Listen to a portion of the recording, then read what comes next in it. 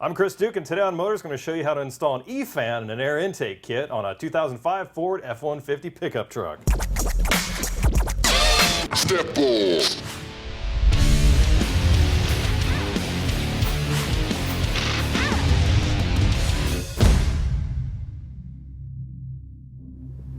Today on Motorz, we're going to return our attention to our good old F-150 project truck. Now, we haven't spent a whole lot of time underneath the hood in previous episodes, so today we're going to focus on some bolt-on modifications that you can easily do yourself.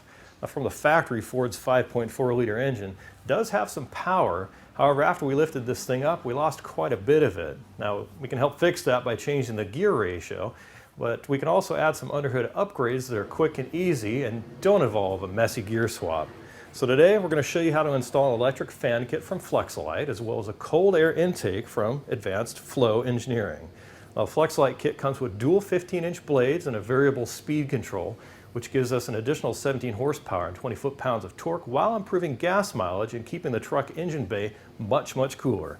Now, since we're going to be underneath the hood and we're going to have to remove the intake anyway just to install the fans, we're also going to install an AFE intake, which is designed to increase airflow as well as increase horsepower and torque. Let's crack this baby open and get started.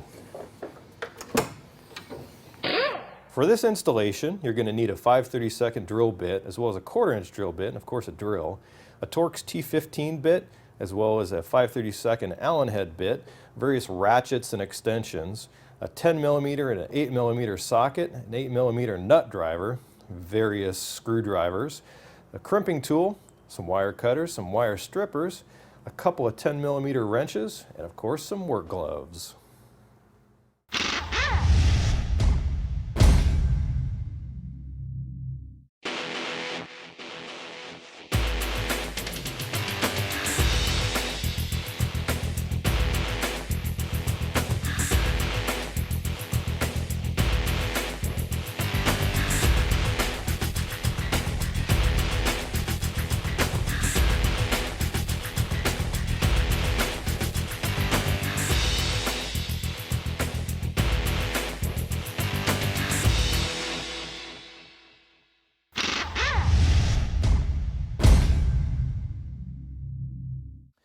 To get started, you have to remove the stock air intake assembly, and it's pretty easy. Grab a 10mm socket with an extension. There's 4 10mm bolts, 2 on the right side and 2 on the left. Once you've popped those out, there's an electrical connector way back here on the left-hand side. On the right-hand side, there's another electrical connector, and that is for your mass air sensor. Once you've got those popped off, there's just one more thing to do. Right here is a bracket on the back side of the air intake tube. Pop that off as well, and then get this radiator cover off. Once you've done that, then we can move on.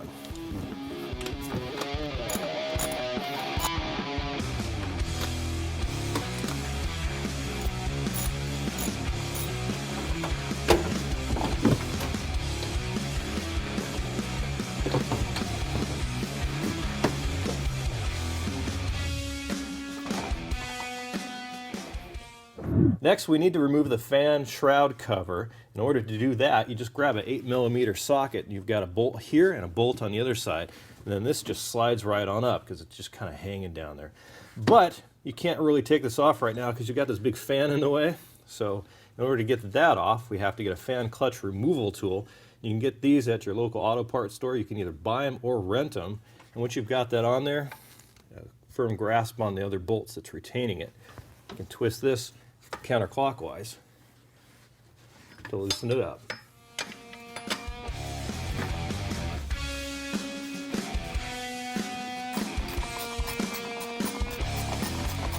So with the fan off and your bolts out of your radiator fan shroud cover, you can remove the whole assembly. Just be careful you don't hit anything on the radiator. All right, there's the fan.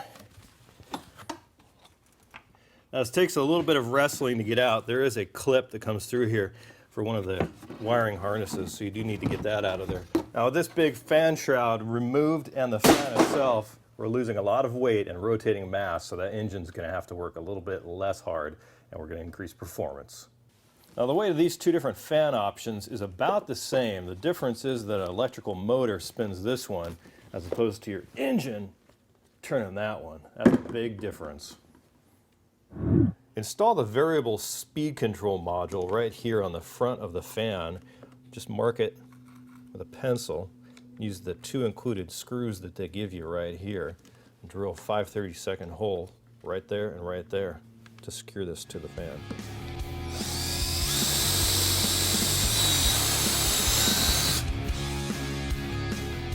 We need to connect the black and red motor wires to this purple and yellow wire on the variable speed control. So for that, we're going to drill a 1/4-inch hole right here in order to fish these down through there.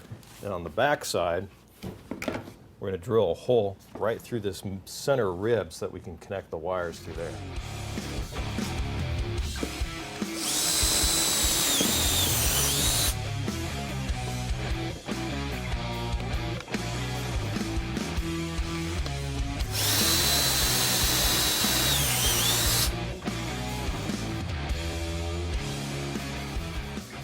Use the provided yellow butt connectors to connect these 2 black wires from the fan's motors to the purple wire, and then do the same thing for the red wires to the yellow one.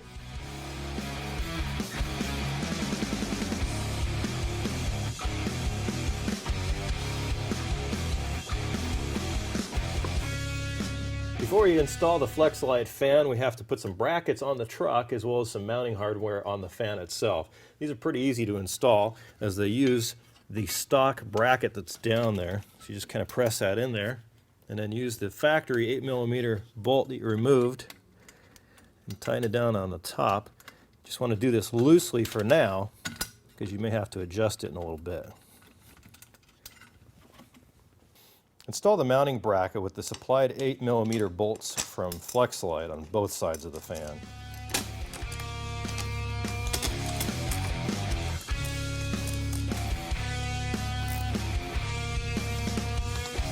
Drop your new E-fan into place, and once it's down there, you can secure the mounting plates to the mounting brackets on the side with a 10mm bolt. Now you want this to butt up right against that radiator to create a nice seal around it. So right about there ought to do it. You can tighten it down right there. Now what we found with this particular vehicle in this application is you really can't get to those bottom bolts on these side brackets at all once you've slid this in. So put those on first like we have, and then you can bolt it down to the front.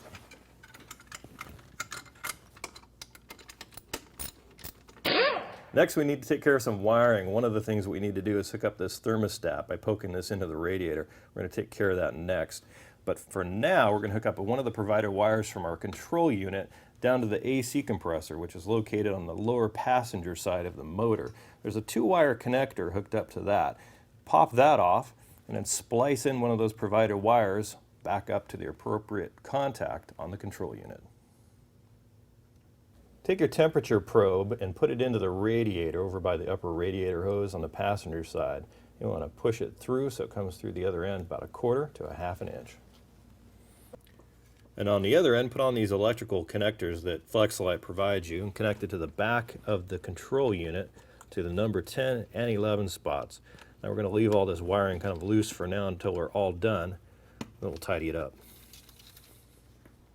Do the same thing by crimping on one of the provided connectors to the green wire that goes down your AC compressor and hook it up to either the number 8 or the number 7 on the back of the control unit, depending on whether it's positive or negative down there.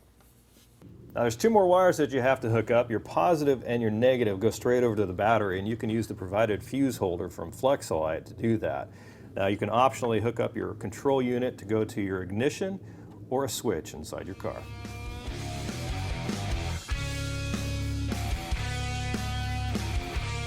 Now as I mentioned before, you can hook up this switch wire to go to your ignition or a switch inside your vehicle. We decided to hook it directly up to our 12-volt power source.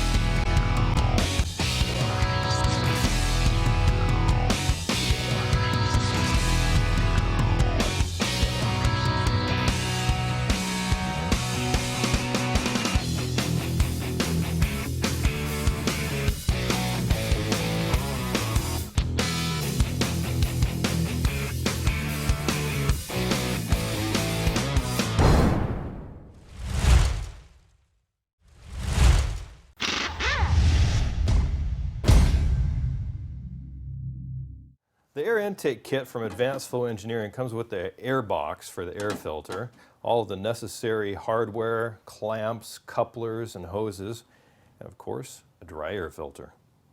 Begin by installing the intake tube support bracket on the top of the engine using the supplied number 6 Allen head screws. Insert the air filter adapter into the box with the provided Allen head screws and then slowly wiggle the box into the vehicle.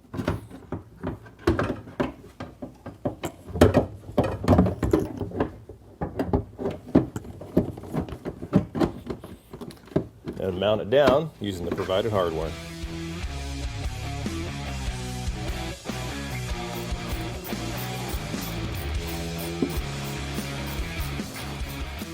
Remove the mass airflow sensor from the stock intake assembly and then put it over on the new AFE one using the provided gasket, these plastic spacers, and these screws. They use a flathead screwdriver.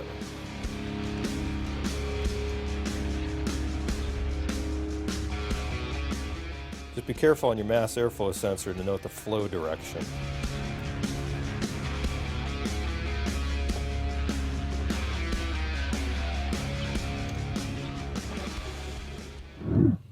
Attach the supplied coupler to the throttle body on your engine and loosely tighten that down with the supplied hose clamp. Because the next thing you want to do is take the intake tube, put that in there, and tighten it down with another hose clamp.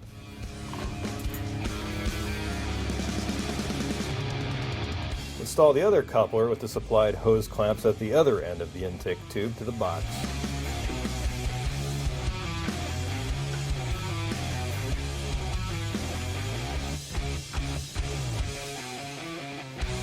Mount the intake tube to the tube support bracket using the supplied 10mm bolts from up underneath here. Now once you've done that, you can tighten down all of your hose clamps, reconnect your mass airflow sensor, your breather hose over here on the passenger side, and then connect your air filter. Install the dry air filter into the box and secure it with the supplied hose clamp.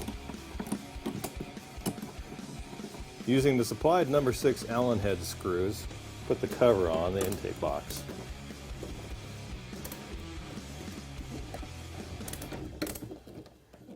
And now it's time for parts. How would you like to slow down the drag on your engine by about 25%?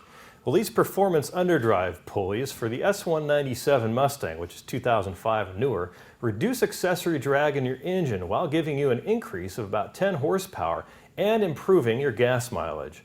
Get back the horsepower and torque your belt-driven accessories steal and start enjoying better performance and gas mileage today, backed by a lifetime warranty.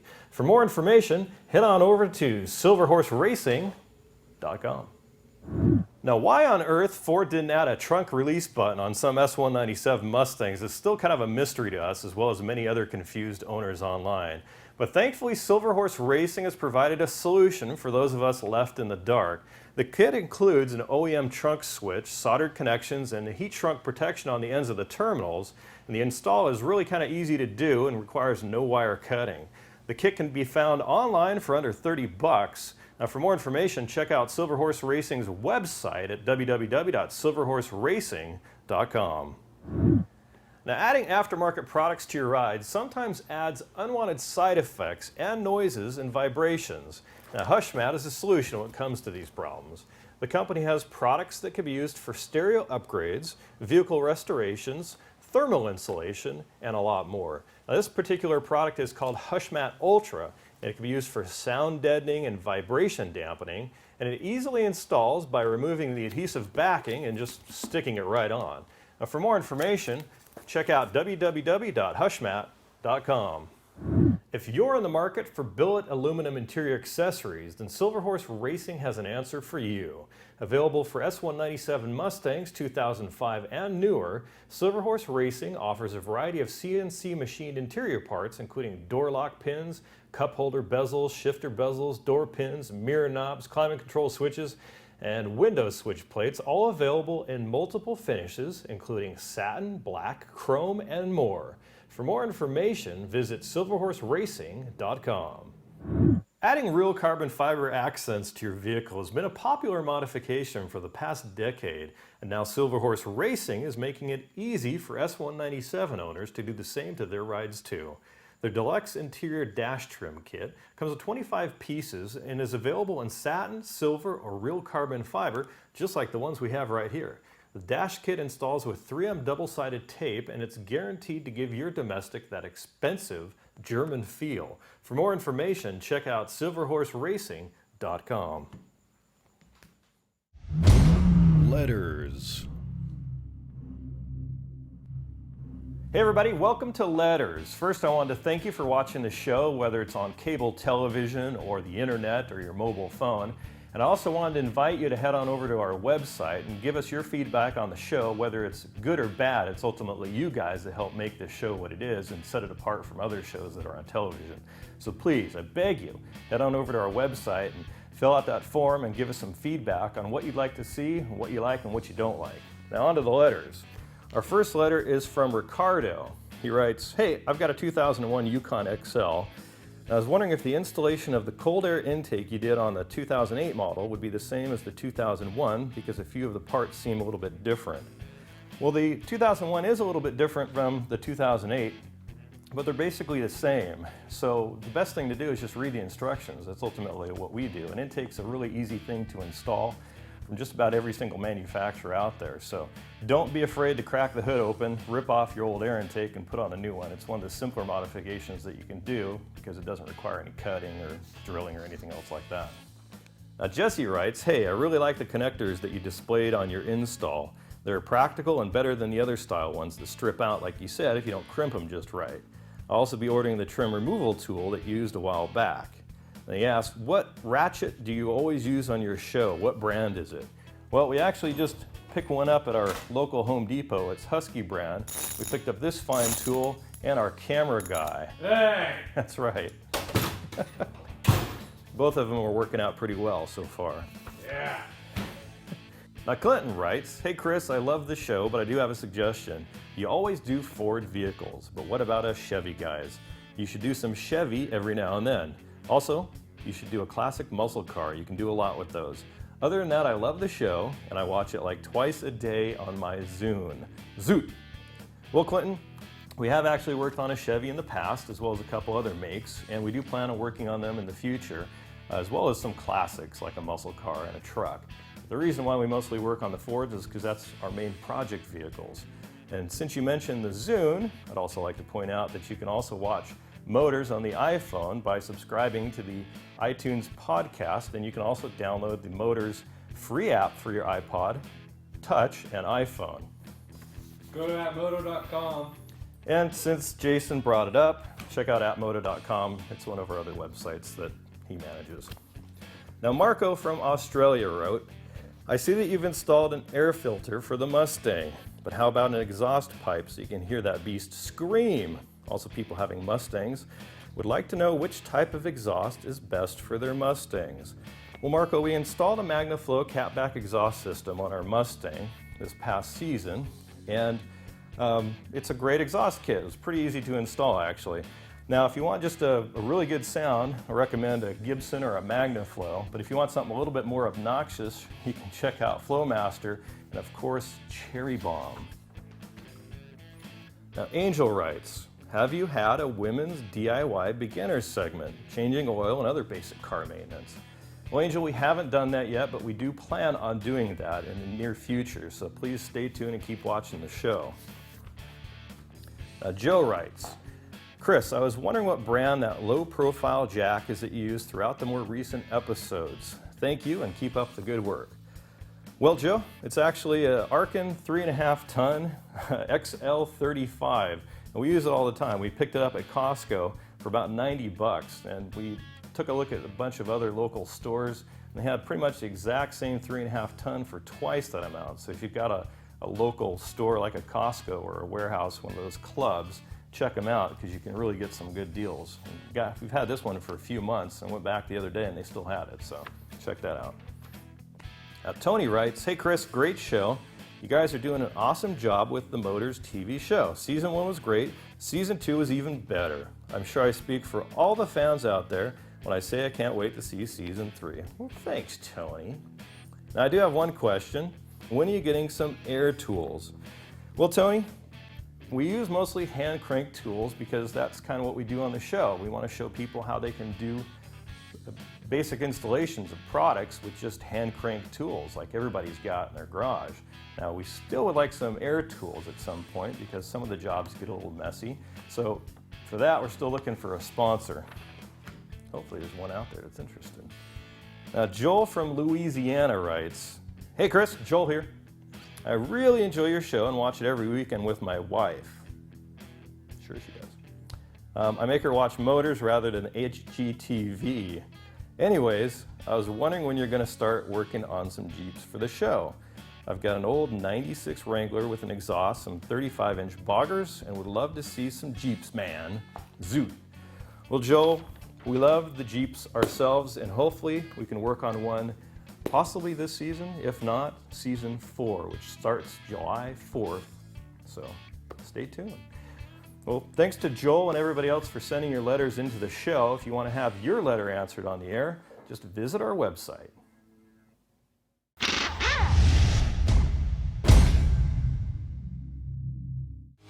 Check out the Motorz TV website to watch all of your favorite episodes and more, and talk with other viewers online in our popular forums area. Catch the latest news and information surrounding the show, as well as the entire automotive industry. Take Motorz with you on the road with our free app available for the iPhone and iPod Touch, and win free parts by entering in our monthly giveaway. It's all right here at www.motorz.tv.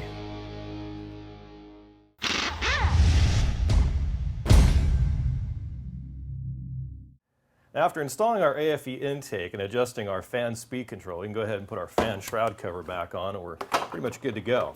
Now, for more information on AFE's products, go to afepower.com, and for more information on Flex-A-Lite's products, go to Flex-A-Lite.com. And of course, for more episodes of Motorz, head on over to Motorz.tv. We'll catch you next week. Snap. Pay attention. Okay. We got to Yes, we do. Now we need to take care. But we decided to harden. Bye. Zoot!